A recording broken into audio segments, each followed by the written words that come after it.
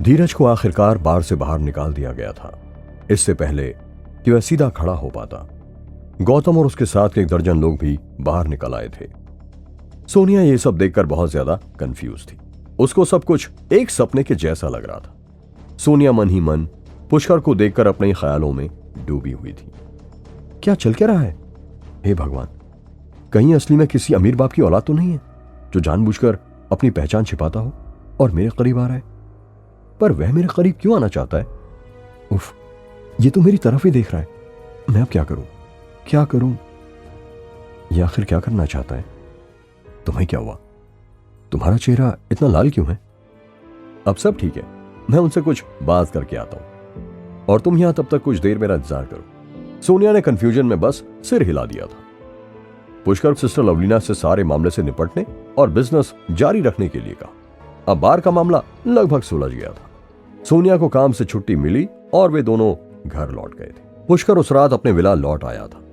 उसे जानकर बहुत हैरानी हुई कि शामली अभी भी उसके घर पर थी। अरे, तुम 2 दिन से कहां थे? मैं तो अभी तक घर भी नहीं लौटी हूं। तुम वापस कब जाओगी? अरे यार, तुम्हें तो बिल्कुल भी दया नहीं आती है ना? मैंने तुम्हें बचाने के लिए इतनी मेहनत की और अब मुझे चोट लगी हुई है, तो मैं कुछ दिन यहां रुक जाऊं तो क्या बड़ी बात है? पुष्कर को अचानक एहसास हुआ कि वो काफी मुंह फट थी, लेकिन फिर भी वह उसे भगाना नहीं चाहता था। उसके बाद पुष्कर बिना कुछ कहे उन जड़ी बूटियों को देखने के लिए बाहर चला गया जो उसने कुछ ही समय पहले लगाई थी। इसी समय उसका सेलफोन अचानक बज उठा था। जब उसने अपने फोन को देखा तो उसे एहसास हुआ कि ये तो सोनिया का फोन नंबर था। अरे सोनिया, इतनी सुबह सुबह क्या हो गया? सोनिया अचानक फूट फूट कर रोने लगी और कांपने लगी। पुष्कर, दादाजी, उन्हें कुछ हो गया है। मैं क्या करूं? प्लीज दादाजी को बचा लो। पुष्कर सोनिया की बात सुनकर समझ गया और वो जल्द से जल्द अस्पताल पहुंच गया था और देखा कि सोनिया थकावट और ज्यादा रोने की वजह से बेहोश हो गई थी। पुष्कर गहन अंकल को देखने चला गया। पुष्कर उदास होकर मोर्चरी से बाहर निकल आया था। ज्यादा काम करने के कारण गहन अंकल की अचानक डेथ हो गई थी, जो डॉक्टर ने भी सही अंदाजा लगाया था। जब वह बाहर आया तो कई लोग पहले से ही अस्पताल में सोनिया के बेड के पास आ चुके थे। गहन सिंह मरा नहीं है, उसे मारा गया है। उसने परसों मुझसे शिकायत की थी कि उसे लगभग 2 महीने से छुट्टी नहीं मिली थी और वह हर दिन ओवरटाइम कर रहा था। ये कहने की जरूरत नहीं थी। ये सब बातें करना बंद करो। वाइस प्रिंसिपल सुरभि भी यहां बैठी है। जब सुरभि ने इन पुराने गार्डों को गुस्से से जोर जोर से बातें करते देखा तो वह दिखावा नहीं कर सकी कि वे कुछ भी नहीं सुन रही थी। इसलिए उन्होंने कहा, चिंता मत करो, मैं इस बात का जरूर पता लगाऊंगी कि क्या हुआ था। बस इस बच्ची के सामने ये बात मत कहो। यह सुनकर पुष्कर और भी गुस्से में आ गया। गहन अंकल की मौत से पूरे स्कूल में सनसनी फैल गई थी। अगली सुबह पुष्कर ने अचानक सुना कि किसी ने अंतिम संस्कार गृह में गहन अंकल के लिए एक शोक सभा रखी है। शोक सभा किसने रखी? सोनिया अभी भी यही है। गहन अंकल का कल सुबह ही तो देहांत हुआ था। वह मेरे दादाजी से ओवरटाइम काम करने के लिए कहता रहा। उसने बीमारी के दौरान भी छुट्टी देने से इनकार कर दिया और दादाजी से रात में ओवरटाइम काम करने के लिए कहा। यदि डायरेक्टर बांगरू ने यह सब ना किया होता तो मेरे दादाजी कैसे मर सकते थे? और ये सब करने के बाद भी ये शोक सभा रखने का नाटक करने की उसकी हिम्मत तो देखो। शोक सभा में काफी लोग मौजूद थे, जिनमें कई स्टूडेंट्स और गहन अंकल के पुराने समय के दोस्त भी शामिल थे। सोनिया क्यों नहीं आई?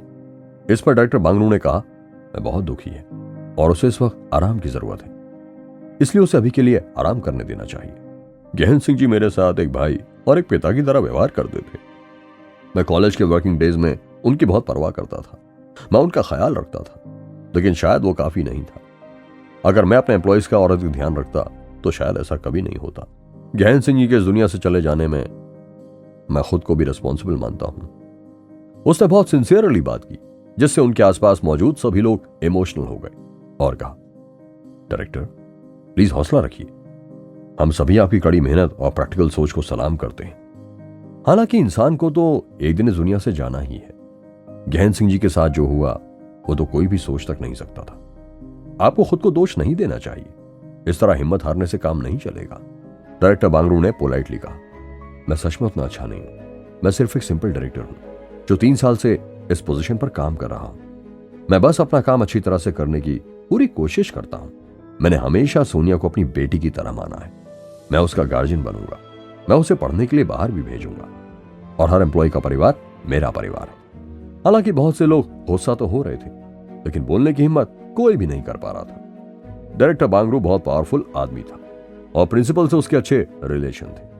उसे नाराज करने का मतलब अपनी नौकरी से हाथ धोना था। अचानक ही शोक सभा का दरवाजा जोरदार धक्का देकर खोला गया था। दरवाजे पर पुष्कर और सोनिया एक साथ खड़े हुए सभी को दिखाई दे गए थे। स्टेज पर डायरेक्टर बांगरू की आंखें एक दो पल के लिए खुली की खुली रह गई, लेकिन वह फिर भी शांत रहा। तो क्या हुआ अगर वे दोनों आ गए तो? ये जगह उसकी जगह है। इन गार्ड्स, कॉलेज के चौकीदारों, पत्रकारों को सबको मैंने ही बुलाया है और जो कुछ भी हुआ था वो भी रिकॉर्ड किया गया था। बांगरू पुष्कर और सोनिया को देखकर सोचने लगा, क्या पुष्कर गहन सिंह की मौत का बदला लेगा? क्या सोनिया पुष्कर के साथ रहने लगेगी? जानने के लिए सुनते रहिए ये एक्साइटिंग कहानी सिर्फ पॉकेट FM पर।